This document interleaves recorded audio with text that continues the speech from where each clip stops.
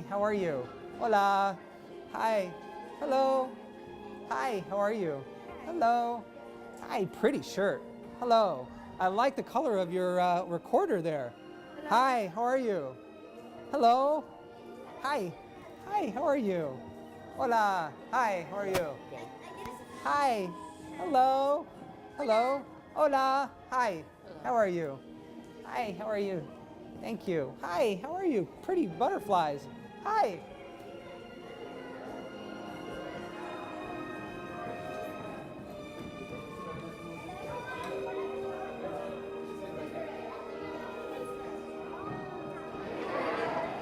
Don't be bashful. Come on, guys. Terrence. Terrence, nice to meet you. Hi, how are you? All right. Good afternoon. And since we're here for opera, we should probably sing good afternoon, don't you think? Yes. Good afternoon. Good afternoon. Bravo! Give yourselves a round of applause. This is going to be an operatic group. Okay, well, it is absolutely fabulous to be with you guys. And I hear that you guys are up to some amazing things. Someone tell me, what's going to happen tomorrow? What are you guys getting ready for? Yeah. A flash mob. And what's a flash mob? Somebody tell me exactly what you're going to do. Yes. I think a flash mob is like, it's like those mobs like in Frankenstein. And like something like that. Something like that? Yeah, good. I think that's right on. Yeah. So a flash mob is a selected group of people that other people don't know what they're going to do, but they come out and they try to surprise the people there, so they have like a good time. Yeah. So, you know, you're right on. Give him a round of applause. He nailed it. You guys have to be one special group to be selected to do a flash mob. And I can't wait to see the footage of it. I know you've been working really hard. Now, some of your teachers mentioned that you were starting to learn some music from an opera. Is that true? What are you guys up to? Tell me. Tell me. Carmen. Good. And who wrote that opera? Georges Bizet. And what language is that opera in? French. Absolutely awesome. Way to go. Well, now I have some more other questions for you. I really want to know, hello, come on in. Nice to meet you. Come on in. What makes an opera? Yeah. Singing. So high you could break glass, you think? No. Good. What else? Instead of talking, they're singing. Excellent. So it goes like this. Instead of saying, oh, instead of actually saying, hola, nice to meet you, and she says, hola, nice to meet you too, have a nice day, I go, hola, it is a pleasure to meet you. And she says, he is really silly, I hope he goes away and not embarrass me. Okay, so right, very good, everything is sung. But it's also a story, right? Okay, good. What else makes an opera an opera? Someone else, yeah, right here. You sing beautiful and you have different types of voices. What are those voices? Because you have some instruments that also are in those same types of ranges. Yeah, all the way over there. Yeah. There's what? Lots of singing involved. And you have high voices. What do you call those high voices? Sopranos. And then you have those really low voices. Alto and bass. So it's very similar to the instruments that you have back there, and it's also very similar to the voicing that you have in an orchestra. Really good. Okay, what else do you need in an opera to put on an opera? If we're going to put on a production of Carmen, what other things would we have to do? Yeah. What's that? Have to have an orchestra, a big orchestra, and the person, of course, that leads that orchestra is called, everyone say it? Very good. And what else do we need? Yeah. Actors, okay. Yeah, that's really important because these stories have to come alive and they can't just stand up there I'm just going to sing like this over and over again, and it won't really be all that interesting. No, they have people lunging at each other. They have people dancing. They have people doing all kinds of things on the stage. Yes? You need all the equipment so that way the magic can happen. I love that. Did everyone hear what she said? She said you need lots of equipment so you can make that magic happen. Can you imagine on the stage there being a big dragon that's being slayed? That's like in a Wagner opera. Or in other operas, in fact, more modern operas, they go to outer space. Or they go to Egypt, like in Aida. We get to go to places, oh, I love that, yeah, Egyptian. We get to go to places all over, and it takes people to build those sets. And if we have sets, we also need what else? Lights, excellent. Someone's got to design the lights. Yeah, over here. Someone else had another idea. What else? Okay, you might need microphones, but one of the amazing things, and you know this well because you guys are performers, you're doing it live. This is not a movie. So everyone in that orchestra, 70 people, all playing at once. Yeah, one last. A what? A camera? Yeah, there might be. In fact, in modern productions, they'll put projections, and they might even have video clips, or they might be taking live video clips and putting it up on the stage. The stage is like a canvas. You get to make all kinds of decisions. One last comment. Yeah. You need what? You need all kinds of voices to perform. And so you also have choruses, not just solo voices, but chorus voices. Okay, well, let's start to get into this particular opera. The name of this opera, can everyone say Tosca? Tosca. Okay, now I want you also to say Salute, Salute. Maestro, Maestro. Giacomo, Giacomo. Puccini. Puccini. Now, who do you think this guy is? Giacomo Puccini. Yeah, that's true. He is definitely Giacomo Puccini. How does he relate to this opera that we're seeing? Yeah. Maybe he had a voice. He had a really powerful voice, but not the kind that sings. It was a different kind of voice. Right over here. He played the piano. He did play the piano. In fact, he played the piano and he made the opera. It begins with a C. Composer, good. Okay, he was a composer. Now, he was not successful at first. One of the things that you got to remember is your teachers probably say this to you over and over again when you're trying to learn a passage. You're on your instrument or you're on the recorder and you go, oh shoot, I messed up again. And they go, keep trying, you're going to get it. You just got to practice. Because at first, if you don't succeed, try again. He is a great composer. We perform his works all over the world. He has the most popular operas of all the opera composers. But his first two operas were a bomb. And in fact, when he was writing this particular opera, Tosca, the original person who wrote the script, what's called the libretto. Can everyone say libretto? Libretto. The libretto is the words that are going to be set to the song. Good. The libretto contains the words and the story that are going to be set to, everyone say, music.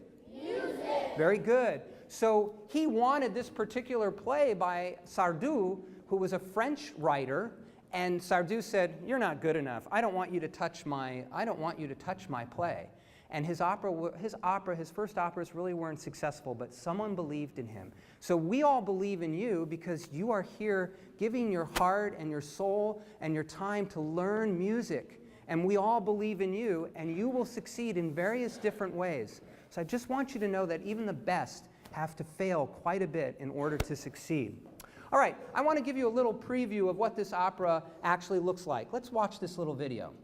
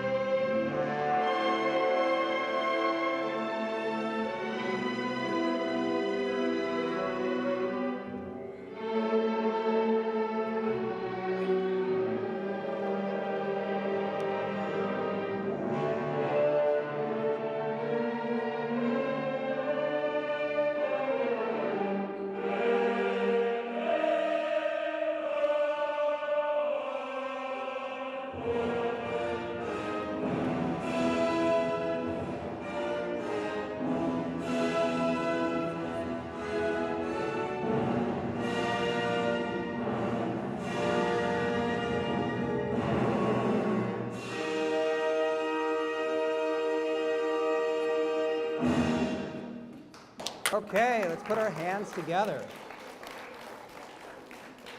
Well, let's get into the story. Now, first of all, this story takes place in about 1800 in Rome. What country is Rome in?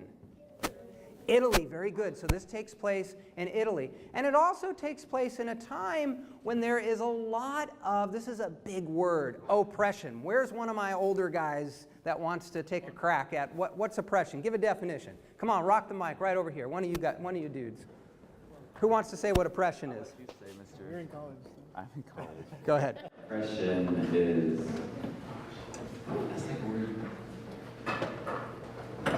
when you're being treated unfairly by another group of people because typically you're different from them. Very good. Give them a round of applause. Yeah. So think of this. It's a time where in Italy everyone is scattered, and there are a lot of people that think of the word oppression. They're literally like pressing down on her head. They're pressing the people down. The people are not free. They are being treated like slaves, and they're not being treated fairly. Okay, and this is very important to the story. Okay, so this is what Puccini had to say about his particular opera. He really thought it was poetry.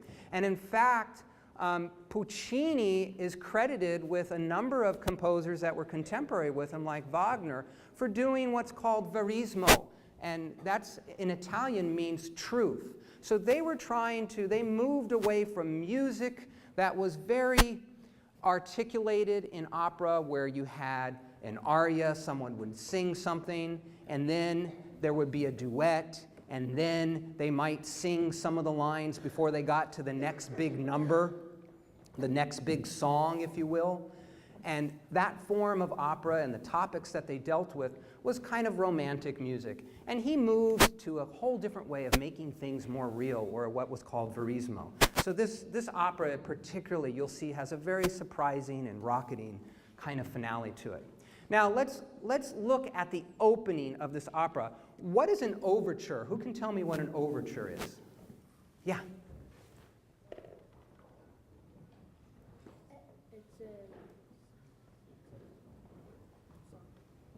Okay, it's the beginning of something. So when you play an overture, like to an opera, or when you play even a symphonic work, that's an overture. It's the beginning of something.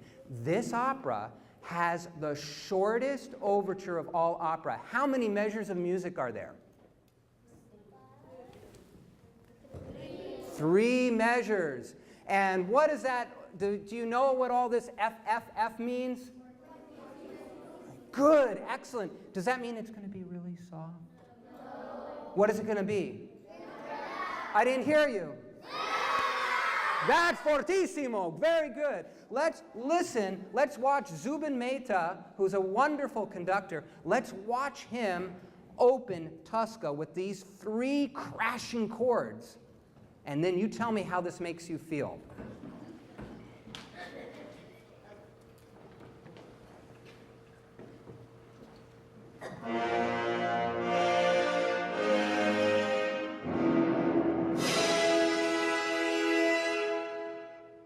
Bum, bum, bum, bum. You got it. You got it. That was right. How does it make you feel? What were some emotions? Yeah. Some emotions were like, something's coming. Something's coming. Very good. What else? What was another emotion for someone else? Yeah. Something scary. Something scary. Ooh, bomb. Okay.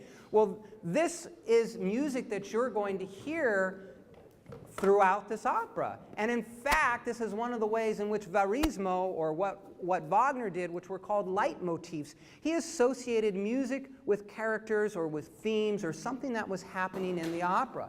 So we're going to hear that music over and over again. Let's dive right into the story. So the story opens up, and we meet this prisoner. He's escaped from the Roman prison. He's escaped from Castile, Sant'Angelo, a prison, where he's been trying to get rid of that bad government, that oppressive government. His name is Angelotti. Can everyone say Angelotti? Angelotti. Okay, he runs into this big church. I want you to imagine, see the ceiling. Everybody look up at that ceiling and imagine something that's maybe about 5, 6 times even taller than that ceiling. And then I want you to see stained glass windows with colors and light coming in, and an absolutely gorgeous, gorgeous building. And he runs in, and his sister, Aravanti, has hidden a key for him by the statue of the Madonna. The Madonna is the mother of Jesus Christ. And she has hid for him a key of some place where he's going to hide now that he's escaped. And in fact, you can see here, la chiave. Can everyone say la chiave? La chiave. That means key in Italian. And there he is taking the key. Well, he leaves, and in walks this character, and he's called the sacristan. Say sacristan. Sacristan. Now, the sacristan is someone who is a janitor for the church. And this sacristan is sort of a funny character. He really gives comic relief. And one of the things that we love about music is that music is one thing layered on top of another, on top of another. You can have a quartet, you can have a quintet, you can have a duet, you can have tons of voices. And each voice can add something new to the polyphony, meaning poly means lots of different sounds, and those different sounds make an audience feel different ways. Yeah. A quartet is when you have 4 people singing together, or 4 different voices. You also have string quartets, where you might have a violin and a viola and a cello, and they all play together. Very good question. Thank you for asking. Okay, so he's kind of the funny character, and he doesn't want to be there because he's always having to clean up after this painter that comes. He has to clean the brushes and get him fresh towels and things for his paints, and he's really quite annoyed by that, so he's always complaining. All right, we then meet this character. His name is Mario Cavaradossi. Now, he's an artist. Anyone want to take a guess? What kind of artist is Mario Cavaradossi? Yeah. Yeah. A what? Opera? Well, he likes opera singers because we're going to meet someone he likes who's an opera singer. Sure. Yeah. Very good. Give him a round of applause. Well done. He's a painter. And every day, he walks into the cathedral and he climbs up on that scaffolding. He goes way up in the sky and he works on this painting. And he's painting a picture of Mary Magdalene. Mary Magdalene was a disciple of Jesus Christ. She was what was called a demoniac, which means that she was possessed by demons, and Jesus heals her and she becomes a follower of Jesus. So she's a sacred image. And he's working on this picture, and she has beautiful blonde hair and blue eyes. Remember eyes. Eyes are going to be important, all right? But she has blue eyes. So he's working on this painting. And while he's working on this painting, he can only think of the woman that he loves. Who? Who do you think he loves? What's the name of this opera again? I didn't hear you. Tosca. Okay, so do you think he likes Tosca? Yeah, he really. And in fact, here he is, he's working on this painting. And when you're a painter, do you think Mario ever met Mary Magdalene? No. So like an artist, he has to work from his imagination. Just like you, when you start playing that habanera, you haven't met George Bizet because you learn how to read that music because of your teachers and working together with each other. You learn how to translate that, and then you can put your emotions, your feeling, your interpretation, and no one interpretation will ever be the same as another. That's what makes it so beautiful, like going out and seeing a tree with all of its different leaves. So while he's trying to figure out how he should do this painting, this unknown beauty that he's never seen, and she has blue eyes, but Tosca has what color eyes? Listen to him sing about getting distracted while he's trying to work.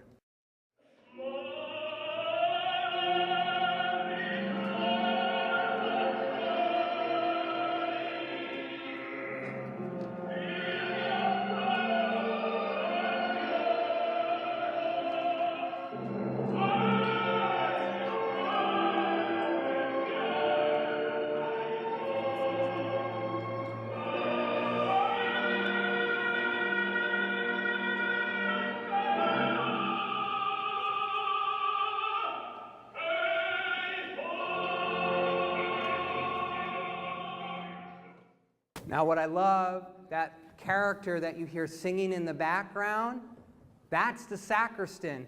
And while he's singing this very earnest, very passionate, very important song about Tosca and about art, he's making comedy. He's like, why are you blasphemy? Why are you saying you love this woman when you're in this holy church? Oh, I can't believe you're doing it.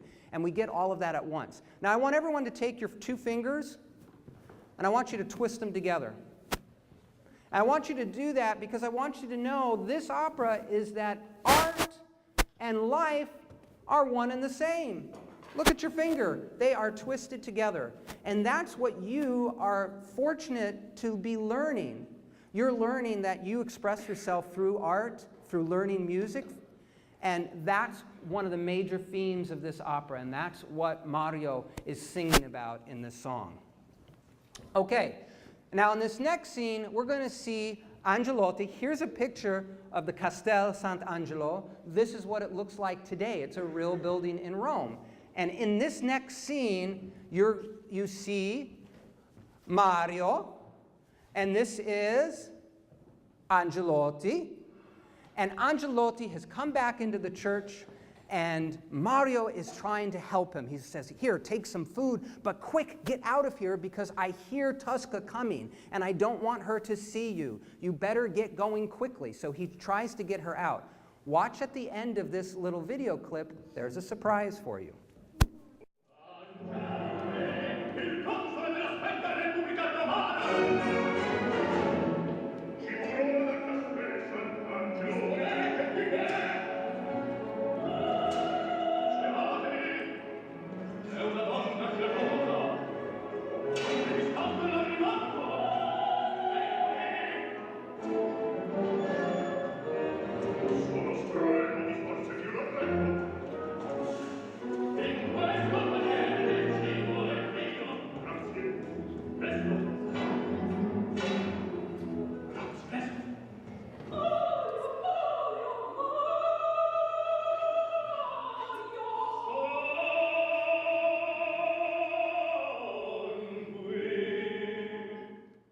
Okay. Now, first of all, what language were they singing in? French. Not French. Italian. Very good. But we have subtitles. I found this particular clip. I wanted to bring it to you because I know many of you speak Spanish and read Spanish. So this has the words. When you come to see the opera with us, they'll have the words in English. So even though they're singing in Italian, you'll be able to see everything that they're saying and be able to follow the story really closely. Okay, at the end there, we got a chance. This is from a movie of Tosca, and that's a picture of the soprano and of the tenor in the recording studio, which I thought was kind of fun to suddenly flash to a scene of seeing them actually recording the music. Okay, now, you've all proven to me that you are wonderful singers, so I have another singing assignment so that you all can say that you sung opera. All right, I'm going to sing this, and this is what you heard her sing. She was coming into the church and she was singing his name. And she did it like this. Mario, Mario, Mario.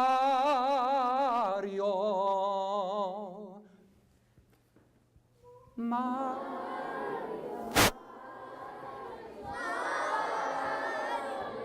Give yourselves a round of applause. Bravo, bravo, bravo, bravo, bravissimo. You just sang some real opera. You just sang some real opera. Very good. Well done. Okay, I'm very excited to introduce you to the main character. Her name is Tosca. Now, there are 3 things about Tosca that I want you to know. There are 3 things. First of all, she is an artist too. What kind of artist is Tosca? A singer? A singer. Very, very good. She is a singer. The second thing you need to know about her is she's holding a cross. She is a very religious, devout woman. Every day when she comes into the church, she goes over to the statue of the Madonna. She places flowers there. She's very reverent, which means that she takes the religion seriously. She has a deep faith. Her trust and belief in God and in her religion is powerful and is very much a strong part of who she is as a woman. The third thing is if you think that she was walking in and she heard that Mario was talking to someone else, how do you think that might have made a passionate woman feel? Any guesses? Yeah. Jealous! Very good. Give him a round of applause. Well done. Okay, so the three things are, she is a singer, and she's a very passionate woman, and she's very committed to her art, just like Mario is.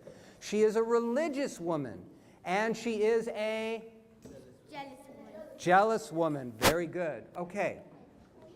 So, when she walks in and she looks at Mario working on his painting, she notices that the eyes, first of all, she's jealous because she heard noise, and he calms her down and says, "Oh, sweetheart, no, there was nobody here.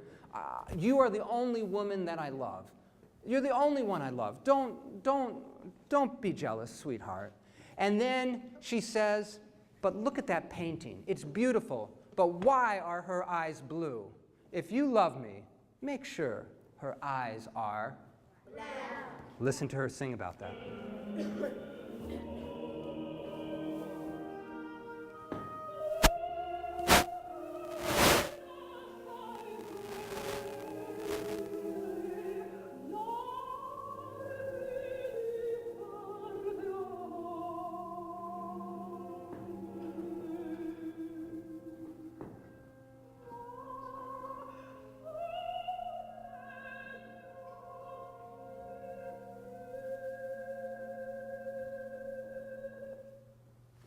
Okay.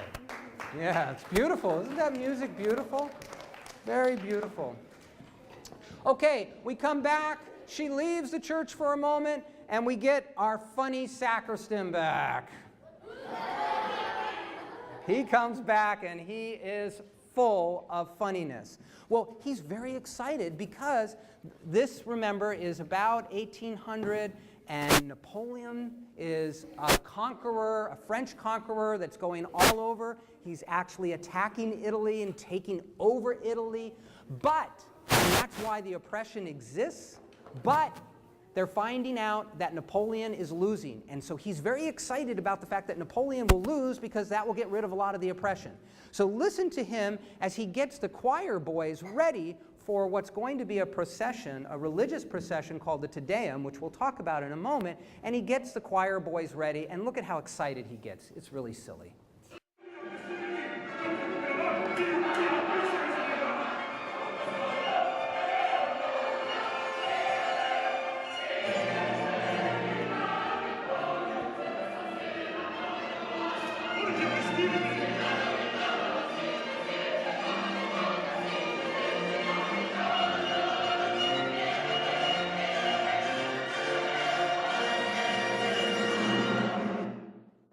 Okay, that's fun. Kids get a chance to be in opera all the time. In fact, the Habanera from Carmen has a wonderful, perhaps one of the most beautiful and fun children's choruses in opera. So kids get to be in operas all the time. You don't have to be an adult, and that's really fun. Okay, I want you to meet. Scarpia. Say that again. Scarpia. Scarpia, yes, this is Scarpia. Everyone say Scarpia. Do you think Scarpia is a good guy? No, Scarpia is a bad. Very good, okay. So he is the head of police of all of Rome, and he's one of these guys that's causing a lot of oppression. He's making a lot of suffering for a lot of people. And this guy loves, more than anything else in life, he loves money, even more than money. Power! He loves power. He can't get enough power. And that's the most important thing to remember about Scarpia. He lives and breathes for power. Very good. Okay, now he walks into the church, and when he walks in, he pretends to be a religious man. So over here there's a baptismal font, which is where water, holy water, is kept. And he places his hand in, and he makes the sign of the cross, and then he offers the water to Tosca, who he realizes he is very attracted to. Now, He sends his henchmen. He's come to the church because he believes that Angelotti is hiding there. Is he right? Yeah, kind of, sort of. Angelotti's definitely been in the church. We know that. Now, his men go searching all over the church. While his men are searching, Scarpia sees Tosca and decides that he's going to set his eyes on her. And he knows that she is a jealous woman. And he walks up next to the statue of the Madonna, and he sees that there is a fan there. That's what a woman would use without air conditioning to cool herself, right? She fans herself. And he says, oh, look at this. I wonder who this is. Oh, this looks like the fan of Attavanti, the woman. Oh. Gee, Tosca, I wonder if your friend, the painter, is talking to this woman. And how is that going to make Tosca feel?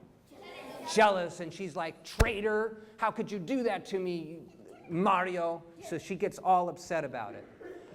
The first act ends in this amazing, beautiful, powerful procession. It's called the Te Deum, and I want you to watch this very carefully. There's a lot in this little clip I'm going to show you. But in particular, I want you to watch what Scarpia does in this clip. And I want to hear your ideas about why you think Scarpia does it and what it might mean. Check this out.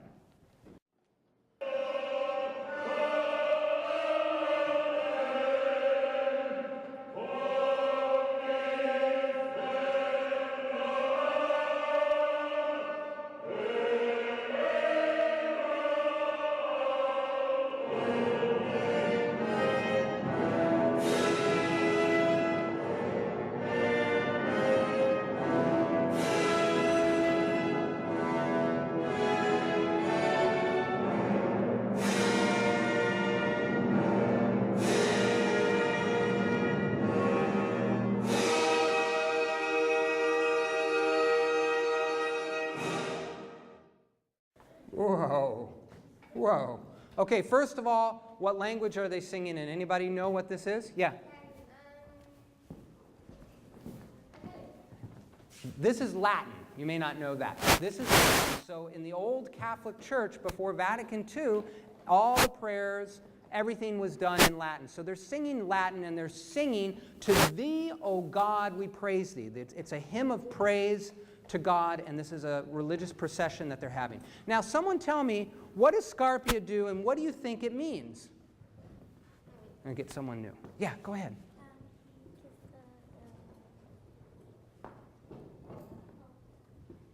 He kissed that cloth, right? Yeah, very good, very good. Good observation. What do you think that means? Some thoughts? Come back to you. Yeah.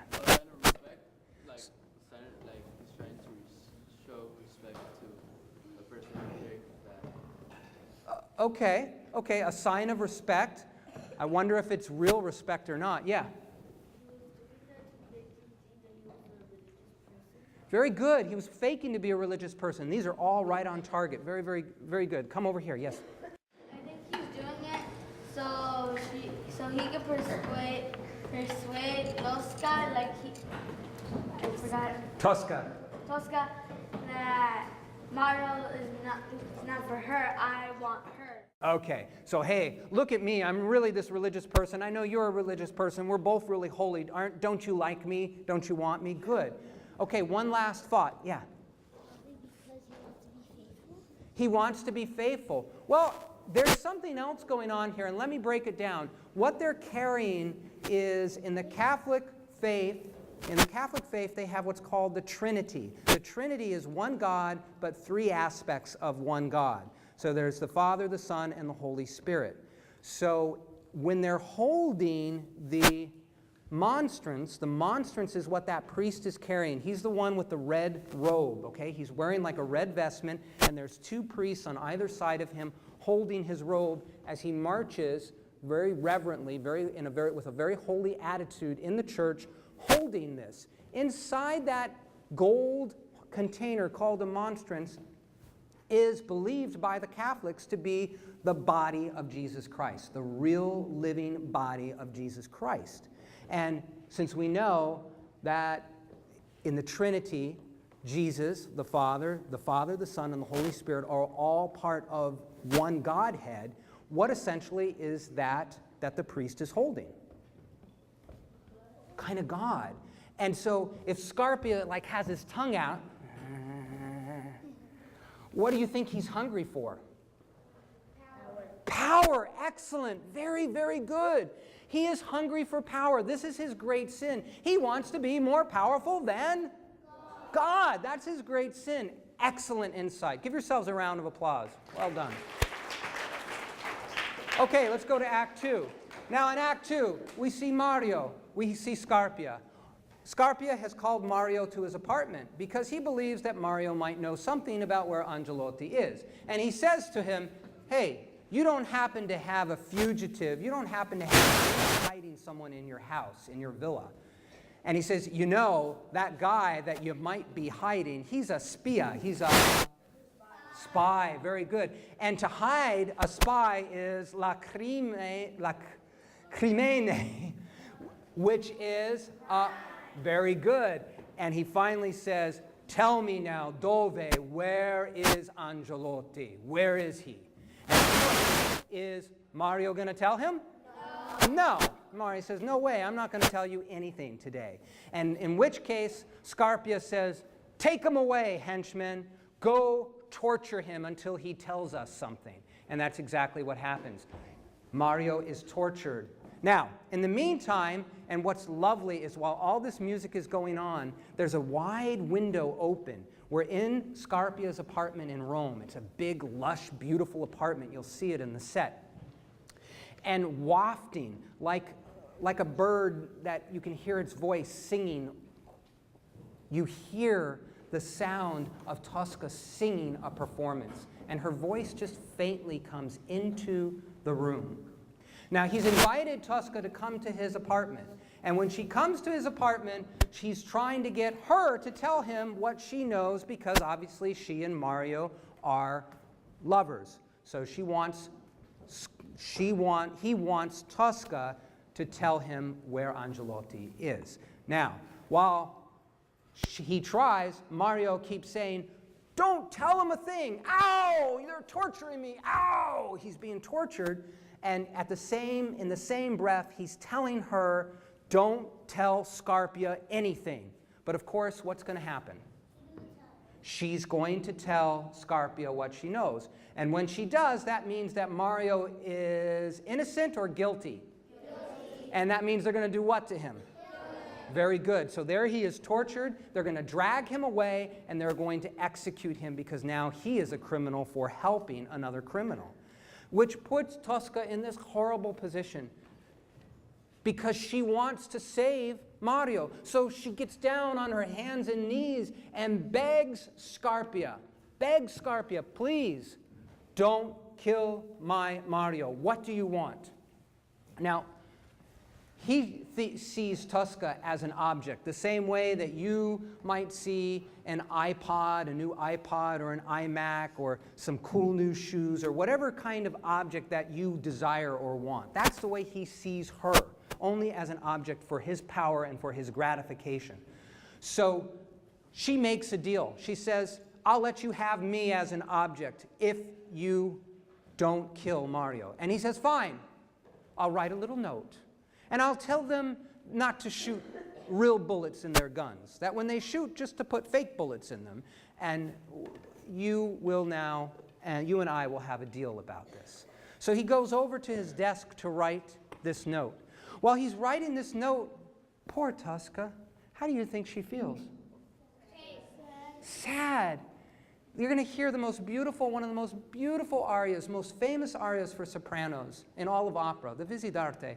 And she's pleading with God. She doesn't understand. Why is this happening? She loves life. She loves art. Every day she's brought flowers to the Madonna. She's tried to be a faithful woman of God. And now why is God abandoning her? Why is this horrible thing happening? Listen to her sorrow.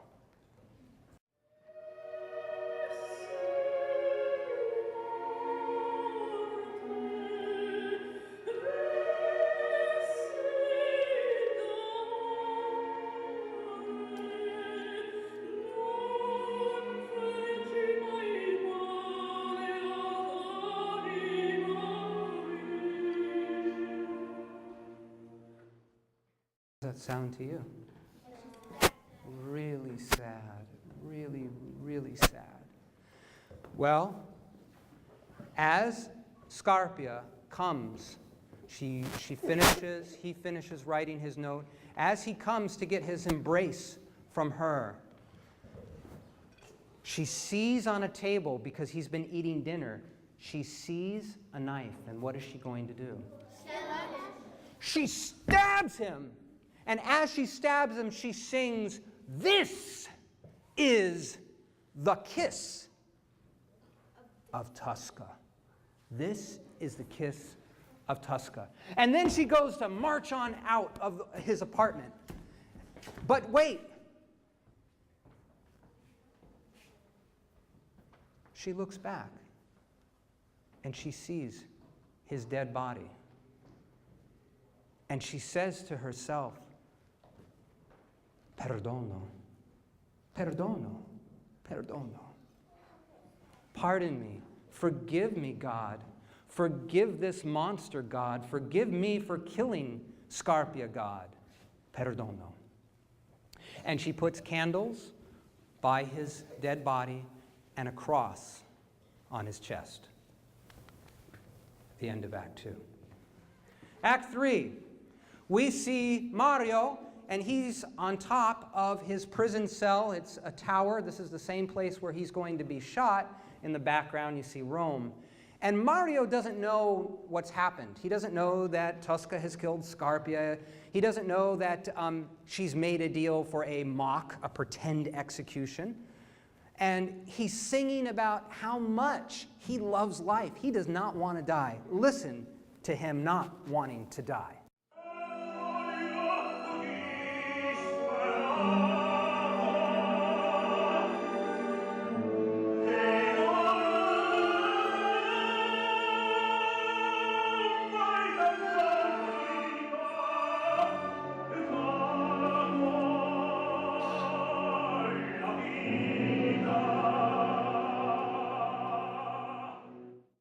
Vita, Italian, vida in Spanish, life. He does not, thank you, you're right. He does not want to die. Absolutely does not want to die. Now Tosca comes and says, "Hey, darling, look, I got good news for you. I killed that monster Scarpia, and they're only going to do a pretend execution. So what I want you to do, sweetheart, is I want you to be like a good actress like me. Just fall and pretend to die. And do it really well, so everyone will know. Okay, you promised me, sweetheart?" And so she goes off to the side to watch this execution. The executioners come out, they take their guns, they aim, and what happens? He died. He dies. Were they fake bullets? No, they were real bullets. He is shot dead. Now, she runs to his dead body.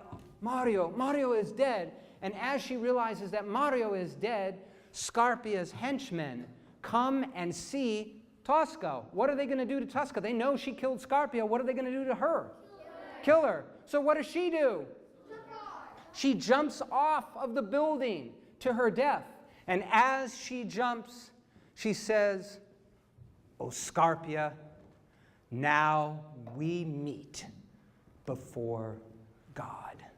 Now we meet before God. And that's the end of the opera. Very happy opera, huh? Well, I do have happy news for you. And the happy news is we've worked with all of your wonderful teachers and instructors, and they've made it possible, together with us, the Occhiata Foundation, that you can come and see this opera live with us. It's a broadcast from the New York Metropolitan Opera House, which is one of the best opera houses in the world. It's right up there with La Scala and some other grand, beautiful places in the world that do opera. And what you do is you'll get on a bus, and we'll take you to Del Monte Center, and actually what we're going to see is a live feed. We're going to see what the people in New York are seeing, and we're going to see it in a movie theater at Del Monte Center in Monterey. It's going to happen on November 9th. And you'll get a chance to sign up. We'll have breakfast for you, with some nice hot chocolate when you get off of the bus. You'll see the opera. We'll have some snacks. And then at the end, after the opera's all over, we'll have a lunch party not too far from where the theater is. How does that sound? Good. Are you all going to come? Yeah. That's what I hoped. Okay. I want to end with this picture. This, can everyone say buongiorno, salute? Maestro Taddeo Luigi Gargiulo. That's my daddy. Hi, Daddy. I love and miss you. Back there is my mother. Can everyone say hi, Mrs. Gargiulo? Hi, Mrs. Gargiulo. And Mrs. Gargiulo was an opera singer. She was 16 years younger than my father, and they met when they were both doing music together. My father died in 2006, but his love lives on. It is because of his love of music, his love that you would love music, his love of you, his love of love itself, which is what makes the world truly go around, is why I am standing here today. And he would want you to know that love surrounds you. There are so many people that care about you, even when you feel very lonely, even when you're going through tough times. And that leads to the next thing that my daddy said, which is music. Music when you're feeling isolated, when you're feeling lonely, when you're feeling like no one understands what's happening to you. Music opens up a door of emotion. It gives you words for where there are no words or even thoughts. It is like a blanket from God that comforts you and wraps itself around you with love. And so my father is thrilled that you're learning music. He's thrilled that you're interested in trying something new, like even an opera. And lastly, my father would say, realize that you are graced with the passion. May you always be graced with the passion to create something new every day. You are creating with these recorders. You're going to create tomorrow in that mall when you do your flash mob. You are creating all the time. Don't let anyone ever take that power of creation away from you, because, put your fingers together, art and life are one. Okay. Thank you. It was so great to be with you. Bless you all.